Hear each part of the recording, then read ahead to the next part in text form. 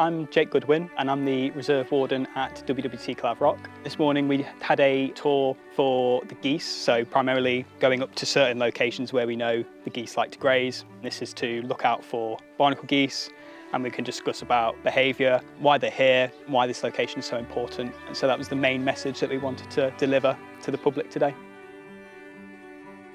So far, the sort of reaction that we've got from the public for these events has been really well received. People seemed really interested in what we're putting out there and asking a lot of questions as well, which is really nice.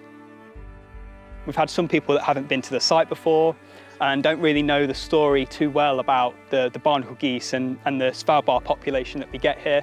So it's been really nice to see how all of those people are getting involved with what we're doing with the Goose Festival.